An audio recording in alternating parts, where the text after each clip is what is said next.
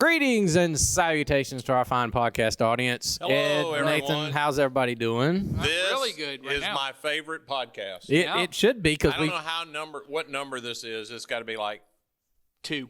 40. No, we've been doing it since January. That's what I'm saying. 40. So, we're in that We're range. close to 40. We're in that range. And it took us that many episodes to finally get a sponsor. We have a sponsor. We have a sponsor. And they brought food. They brought food. We are and other stuff. yes. We are eating vegan lasagna cups. Yep. It's good. It's really tasty they are for vegan. amazing. I'm not vegan myself, but these are tasty. They're very good. If all vegan, I'll just say this: I haven't eaten other vegan food. This is why I won't be eating the rest of the podcast. No, because you can't keep talking I like can't talk and eat, but I do. that. Yes. I can. I am capable of it. Yes. So tell them about our sponsor. Our sponsor is Today's episode sponsored by brought to you by our friend Michael Laidlaw. Who, Michael yes, Laidlaw. thank you so much. Member of He's our church. a fine podcast listener. Podcast listener, And he has owner of businesses. He has a business, Good Food, Good Fuel.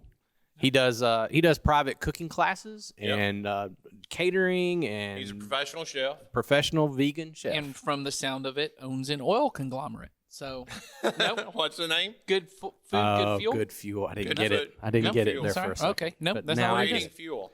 Now I get it. So yeah, thanks to Michael. You can find him Long on time. Twitter and Facebook, and he also has this business. Why don't you tell him about this? Give him this camera, Joel. Yeah. This, by the way, when he and his wife Tammy first came to our church 13 years ago, this was a part of the new people's gift we gave out. You know, we now have a big old blue box of gifts. This was what we gave out, full of, I think, candy at the time. We like candy. It's a coffee mug for It's a those who are coffee just mug listening. with the Community Christian logo on it. I think our logo colors have changed. Yep. But anyway, they also have another business called Everything's Gone to Pot. There you go. For people great. who like puns. And so Yeah. they take things that are not normally pots, they turn them into pots. They gave us a plant. He told us what this is, and it's called the plant. I cannot remember. You don't remember. I cannot remember. It what was it's called. something like UFO or some Oh, kind of that's plant. exactly what it. The UFO. I knew it had something to do with 'Cause they look like planets. flying saucers. It has They something do. to do with planets. I was trying to think. It's something with the. It's a very planets. unique looking plant. And so I like it. It's a good looking. Yeah, plant. talk to them. You find them online. I bet. Do they have no website I see on here? But they do have Facebook and Instagram. Everything's gone to pot. There you go. Do they also have Facebook and Instagram Yes, there? they do. And Good Food, Good Fuel does. He's as well. coming back to do stuff at the cancer center. He told us that's just opened back up for him. So anyway, thank you, Michael. Thank Yes. you, Michael. Tammy. Excellent Love you food. guys. We are enjoying. And this anyone as else well. who, even if you don't want to sponsor, but Yeah. you just want to bring us food. Oh yeah. So like you're on the opposite end of this, and you're not a vegan. You're all about eating meat. You just want to We bring also would like. We will to bring- eat- we we bring will- us a we will- slab of need meat. that. Yeah. Vegetarians, we will try your food. Sure, bring us whatever you got. We're Tofu, I've never personally had any tofu. Yeah, Really? Never. Not a bite of it. We'll have to remedy that at some point. there you go. Okay. I'm all for it. So, as soon as I swallow, get this podcast going. Is tofu a part of your Isn't there tofu? Isn't tofu the stuff that's in the in the hot and sour soup? I was going to say that's where I get most of my tofu. It's I the- Is that love what it it's is? the big hot and sour strips. I have had it in time. Yeah. I didn't know That what little that white was. stuff It's that's in just mystery things. Yeah, I thought that was tofu. but- I am not a person that has I think to I've know also what I'm had eating. it in a burrito. I know all the places like Moe's and places Moe's like that and have it. places, I yeah, don't think they I do. got one at Moe's, but I think I got it somewhere. Someone else had gotten one, and I was eating theirs. You know, other people have to know. I don't think it everything. happens You when- don't have to Is describe people- what you're eating to me. Just hand it to me. People often, People give you burritos that they've eaten. yeah, they were eating there. Like, I don't really want the rest of this burrito, and people know Nathan will eat the rest of whatever you got. Yep, that's right. If you're done, and so this was a person by a- the nature of eating tofu that probably tells me they weren't ready for the size of a Oh, Moe's or absolutely Chipotle not. burrito, so they came with a giant tofu burrito. They're like And football it's a burritos. very Yeah, they fit are. person. You know, they're a vegan. They're very Yes. fit person. They're doing their best The way life. Americans do burritos. Yeah. Oversized, we're bigger than everything you ever Well, that's thought what of. we do. Every I know, food item everything. in the Exactly. country is bigger than what we should eat. Yes. So, Yes. all right.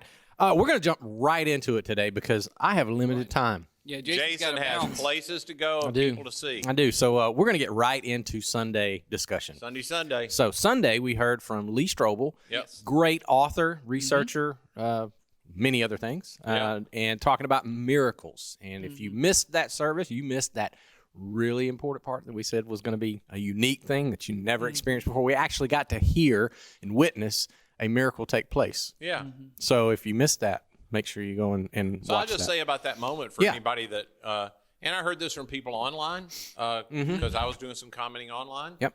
And then I also was the host in person Sunday, and you could visibly hear people impacted by that moment. Absolutely. Yeah. It was I couldn't hear it online, of course, but people remarked about it online. But it was cool. Our own Steve Clark was watching online this week. One of our staff members. Yeah. He was in an airport, and he was like, "Oh, Yeah. wow." That was the first thing he said to me when he came in. I was like, tell me how I felt in the room when that happened. That was so cool. Yeah, it's very powerful. Yes, it was. So, so Lee's done lots of research on the existence of miracles and how they are actually still happening today.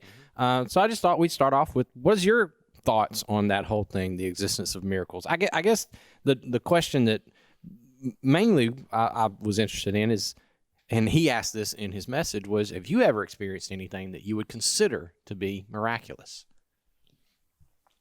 Yes, I have had. Well, okay, I'm a skeptic by nature, and having been then gone to school and learned, and you have people telling you what the definition of a miracle is. I have a very firm definition. So other people tell me, I had to get somewhere really quick, and I prayed, and all the lights were green, and I'm Yes. like, and they, and I go, okay, Yes. that was cool. Yes. But so that doesn't fit my seminary logic of what a miracle Yeah, is. me neither. But I've had, when he told the Ben Carson story, I haven't had a dream like that, but I've had very many unexplainable things that all lined up in too many ways for me to explain.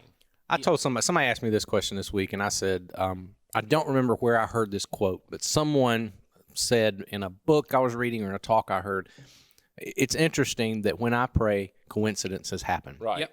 That has been the thing that in my life that has happened more than Yep. anything. That I pray about some things, and then something happens that I go, that I could either call that a coincidence or God is answering me right here. Yeah, and you guys know I've had 3 of those big ones, and I mean for me they generally had to be really big for me to take note of. I had lots of answer to prayer, but on this topic, we've talked about race recently, and I knew going into this whole thing of praying for race, our staff had been reading some stuff. I wanted a black pastor that would help me, that would lead me along the way, all that kind of stuff, and he needed to be in Coweta County. And the Sunday before all of that, I mean, I've been praying about this pretty earnestly. And 2 days before that very first message, I get a text from somebody that, actually Facebook message. I get a Facebook message from somebody who the name was a name I recognized from 43 years ago as being somebody two years behind me in school. He had seen a Facebook thing that I offer for prayer on Facebook, but he said, I know somebody that looks like that, has the same name as that, but that guy ain't a pastor and he lives in Mississippi. And I thought, when I saw his name, I know a name like that, but that guy's in Mississippi. And so I had been praying specific for a black pastor in our area. And this guy texts me and says, hey, is this so-and-so from Oklahoma, Mississippi? He says, is this Ed Martin from and he said his name from Oklahoma, Mississippi. He said, I'm a pastor. He is a black man. And he said, I just moved to Sonoy. Isn't that amazing? And I was like, Wow. I thought it's a little too coincidental. It is. That 43 years. I mean, we were friends, but I hadn't thought about him nor had a word with him in 43 years. Yeah. Yeah. I don't even think I've told you guys this. Certainly not that big, but I had an interesting occasion a couple of weeks ago in our discipleship group that I'm in. We do, like we've told you before, we do rhythms every week of different emphases. We emphasize things. And this week that I was on, I was supposed to be focusing on my neighborhood. And one of the things that I decided to do last couple of weeks ago was to take a prayer walk around my neighborhood to pray for my neighbors. And so I'm walking down the street and I'm praying, and I'm not even sure what to pray. And so I just uttered this prayer. I say, God, I want to see the kingdom come to my neighborhood. I want to see the kingdom come into each one of these homes, and I know that's what you want to. So if there's any way that I can help, I'm available. I'll do whatever you want me to do. And if you just show me what it is that you want me to do, I'll be your guy. Kept walking. I turn a corner and I'm coming back towards my house, and behind me there had been a group of a couple of teenage girls running around after their dogs in the cul-de-sac where I live, and I hear screams. The moment right after I'd prayed that prayer, I turn around and one of the girls is lying in the middle of the street screaming, holding her leg, saying it's broken, it's broken. I turn and I run, and not even thinking at the time, but later thinking maybe that was the thing. So I run and I go to help her. She's obviously, she thinks her ankle is broken. She can't move it. She's just screaming in pain. So I sit, and the other friend had gone in to get her parents, but they were not coming out. And so I just sat with her for a while, held onto her ankle just to keep it immobilized, and waited for her dad to get there. He got there, and he needed, come to find out, he couldn't get her up the driveway into the car. So I wound up carrying him with him, me and him carrying his daughter to the car so that she could go to the hospital and get her ankle checked out.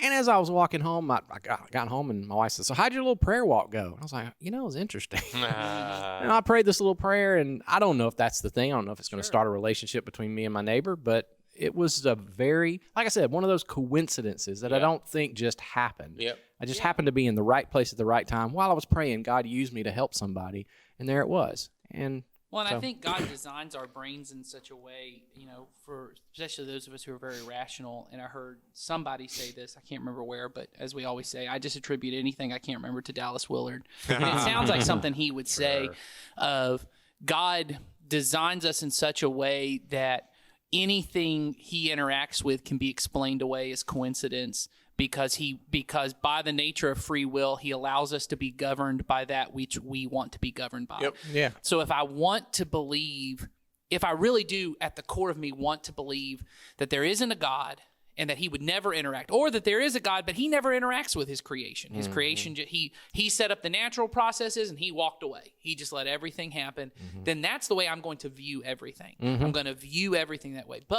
And this, I believe, should be the way that believers interact, because we know that God did interact with the world in Jesus, and that afterwards he continued to work through his apostles and through the early church, that God is still very much involved in the aspect of his creation. And so when I hear these things, I can interact with those things and say, wow, look at this thing. Whether it's necessarily, because I wouldn't attribute everything to, I wouldn't go to that and go, God broke that little girl's ankle, or of course did not. something. But that's the danger we get into, where we want to attribute things to God. Yeah. But what I always know is God was at work in Jason, And praying that prayer. that prayer and opening his eyes to it. God's at work in those things. And so I think the quote you mentioned, I believe, is William Temple. Okay. He's the one who says, when I pray, coincidences happen. Yeah. When I don't, they don't.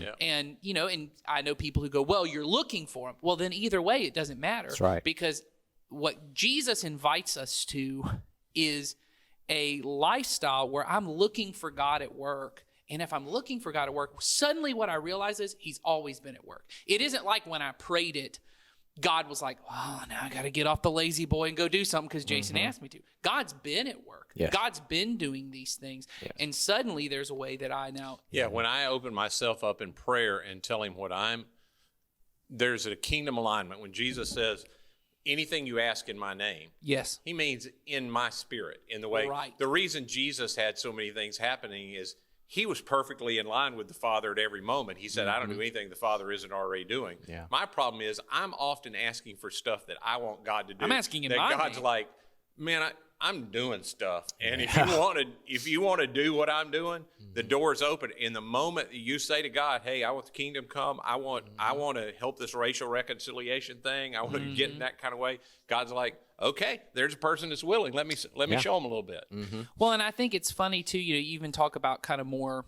I don't want to use the word basic, but kind of more common day things that we deal with. I've often heard people say, like, don't pray for patience, because then God's going to put you in situations where you're going to need to be patient. One, if you're praying for patience, that probably means you're the kind of person who is constantly in situations, because you don't pray for something that you feel like, I have no use for that. Everybody in this world is constantly in a situation they need patience. Right. That's what There I is mean. no place, no person that doesn't have to have that. You're praying for it because you think you need it. Two, if it's something God wants you to have, it's not a terrible thing that God right. goes, finally, I can inflict this upon you. I've been waiting. What God is actually saying is, I've been wanting to give you patience. You haven't asked for it. And by the nature of a conversational relationship, a loving person doesn't go, hey, I know you need this, right? You go to your, like, I even think like adult children, not small children. There are things that eventually with really small children, you go, you got to have this whether you want it or not. But with adult children, you may go, hey, I know that your life would be better if you would let me help you with this, right? Maybe I can step in and kind of give you a gift to help you. But a loving parent enters in and goes, hey, I'm willing to give this to you. Just let me know if you want it. Let me know if you want it. And often as parents, we do things that we think of as loving, but it's not loving when I come in and go, hey, I know this is better for you. Whether you want it or not, I'm going to force this upon you. Well, that's not what love does. Love doesn't control. And so God, by his nature, we know there are things God wants for me that I don't want for me. Yeah. In prayer, it's a way of me saying to God, hey, this thing you've always wanted, you've wanted to use me in my neighborhood, you've wanted to use me to be a part of racial reconciliation and justice and, all these kind of things. God suddenly goes, thank you. Like, I've been waiting for you to be open to this. Yes. And that's the part when you get to, like you said, in my name. It's not about just attaching Jesus' name to your list of wants. No. It's about saying, I'm living in his name and trying to represent him in this world. Yeah. So. And one of the things, back to the book, that Lee Strobel wrote, one of the things Have you read the book? I haven't. I have not read the book, but I've heard him talk on it about 20 times. Yeah, it seems like I've listened to his talk so many, and he's brought out so many things. I feel like I've read the entire thing. One of the things he points out is that, we often think that miracles aren't very common in our day, but then he goes through and says, now here's what we know that people are reporting around the globe. Right. And he gives just the sheer numbers of people who are saying this was a supernatural thing. And he said, if you're the skeptical type of person, like I am as well, you said you were too, Ed. He says, if you're a skeptical person, he said, let's just say you just toss out all of them, he said, but he said, what you're doing, he said, even if one of them were true, he said, even if one were true, then it totally shatters your theory that the supernatural is impossible. That's exactly right. He said, so if we've got 100 million miracles reported around, he said, what are the chances that every single one of them are just wrong? Right. And well, go ahead. You and I both know people that work in foreign, and where it really started cracking my theology is I know people that work in situations that were more like biblical times where they're pre-literate or they don't have a written language. Yeah. And the amount of miraculous things they tend to see is greatly increased. And because I know them personally, and I know going into those situations, they had the same theology that I did. Mm-hmm. They weren't these people that were trying, again, like Lee said Sunday, to get somebody to send in money. Yeah. They weren't They weren't trying to say, "Oh, I can heal your bad back," and they were people that were skeptical themselves. They've told me so many things that are unexplainable. Yep. That I go, okay. So, and then I had to get to, well, if it happens there, it probably doesn't happen here because we don't ask as much because we take care of so many of our needs on our own, that we aren't very dependent on God. Mm-hmm. And then the other thing that we've all witnessed recently is that in certain parts of our world where the gospel is starting to break through in places where, Christianity is the minority, there are people reporting seeing visions of Jesus, Jesus speaking directly to them, and they are being converted with no outside influence whatsoever. In fact, when you hear, and all three of us have heard these, and probably some of you have as well, it doesn't take much to find these accounts now. Lots of Muslims are having road to Damascus experiences, much like Paul's. Yes. They're open. They're just serving God. They're serving in the wrong direction, and God goes, "Hey, here I am. Tell your heart's good. Here's Jesus," and they're converted, and everything changes. And one of the things that I've heard, because I've heard several people who have had these experiences, who've gone on to be preachers and missionaries who speak about it. One thing they point to is the fact that is how, in the Islamic faith, that is how they expect to be communicated by God. So there's this expectation of God is going to reveal himself to me through a dream or a vision or something like this. And so Jesus, because they are, once again, they are asking for it. Now, they are not asking in Jesus' name, but they are asking for God to reveal himself to them. And Jesus goes, hey, much like he did throughout the Bible, you've been looking for God over here, I'm over here. Right? That's basically basically what he says to Paul. He comes Yeah. to Paul and says, you've been persecuting me because you didn't think I was God. You thought you were working on the behalf of God. Turns out I was God the whole time, Yeah. and you missed it. And so to go into that, not that suddenly all of us will see dreams and visions, but going back to the thing you said before of when I pray and I'm open to it, that's the thing I frequently tell, because I talk often with people about kind of praying for their friends who are unconnected to Jesus, and people that they would say, man, there's no chance with this person. I said, when you pray, the next thing you have to do is expect something is going to Something to happen. happen. Because the moment you don't expect it, I mean, and it is almost like the kind of thing that's become very cliche, where people talk about the man who's stranded at sea, and he says, I prayed that God would rescue me, and a boat came, and he didn't. He said, no, I'm waiting on God. And then a helicopter came. It's because you weren't expecting God to. Maybe you were expecting one specific Well, thing. you had an idea of what you thought the you- answer was yeah. going to be. Right. And so, I know that's cliche and all of us have heard that before, but I think that's so true to the way we view the world, which is if I truly am open to, and I think Christians need this just as much as Muslims, that maybe my picture of Jesus isn't as complete as it should be, True. that I would be open to maybe the God that has revealed himself in Jesus, I still haven't seen that full revelation yet. So there are going to be things that are just going to, shock me and surprise me. And that sometimes I also will be walking this direction and go, whoa, Jesus was actually over here. I knew his name and I knew things about him, but Jesus was actually over here and I just missed That it. certainly has been my life. And I would say, I think the whole thing of how you expect to be communicated with, people have said to me, I wish this God would speak to me. And honestly, this is not a joke. It sounds like a joke. I've always said, God knows I wouldn't accept it if I heard a Right. disembodied voice. I just know too much about how the mind works. I would think, oh my gosh, I'm going crazy. I've suddenly become schizophrenic. Yeah. I need to get to a doctor. Yes. Or I can't trust my own thoughts anymore. I would not buy that, because I've eliminated that in my rational way of thinking. It was the way that I think you're right. it would throw me to a different place. Well, and like you said, it isn't as helpful as in places where it's the gospel is first breaking through, because that can easily become the whole of the gospel for some people, is this idea of praying for miracles and praying for, and I'm gonna that's really the whole of what Jesus is trying to do, is to heal people. Not that Jesus obviously is at the work of healing physically as well as all these other things, but it very easily, especially in a society where I become more rational about everything, I want to systematize it and go, I got to say these words, because that's where rationality, as great as it is, we in the West, and some people may not like this, we have overemphasized rationality. Rationality can take me some of the way. It's not the full spectrum of what God is doing. And so when I take it, part of what rationality does is, well, then the best way to, and this is rational, once I know it, the best thing to do is to systematize it. I got to figure out the exact words to say. I got to figure out how often do I got to say it. And then what we've done is we've crept into idolatry, because we've made our system. Our system is the idol, and it's that old phrase of, now I want the healing more than I want the healer. Well, and Sure. And so now I'm not even wanting God. Right. yes, because, and I've seen, I've watched this, and because we have some people on our staff that became Christians in very charismatic experiences where they saw a lot of things healing wise that I haven't seen. Yeah. They were genuine. They weren't phony.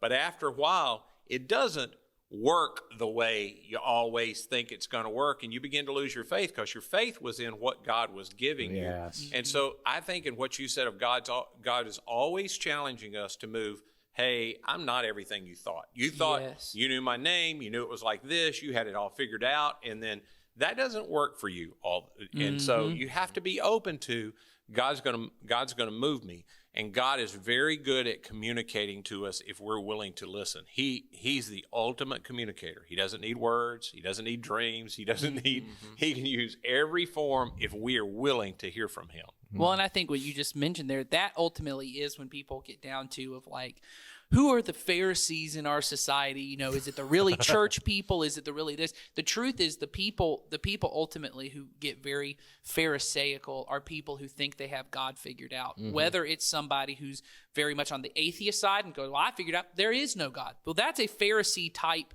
position, or a Christian who has overemphasized their religion and thinks I've systematized it. Because the truth is, Jesus, one, was hanging out with a lot of Pharisees all the time. A lot of scholars believe that Jesus probably belonged to a sect of Jewish religion that was more close to the Pharisees than anything else.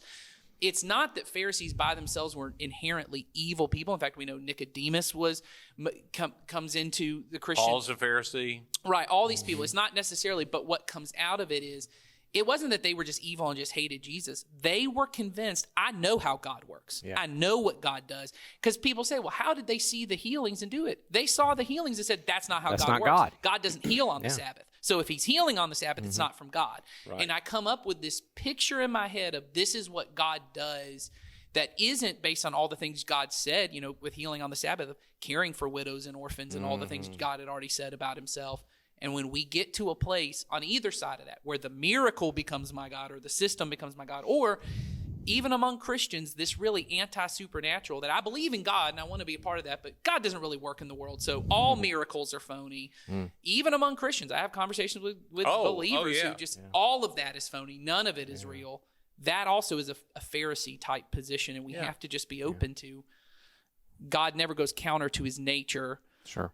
But as he said, I think it's Isaiah, right? I'm doing a new thing. He's constantly in the process of. We're probably about to get to your time. Yeah, we're getting there. I was going to say, if you're interested in what we saw on Sunday and that you want more of that, of course, reading Lee's book is a place to start, The Case for Miracles. I would also say if you're in a small group, you're going to see part of the talk that was left out on Sunday. Is it the part where he tells the story that he says is the woman that he there's said? an actual interview with the woman who very experienced cool the interview. We miracle. just didn't have time for That's it on right. Sunday. So you're going to see that in small group this week. Are we putting it on social media too?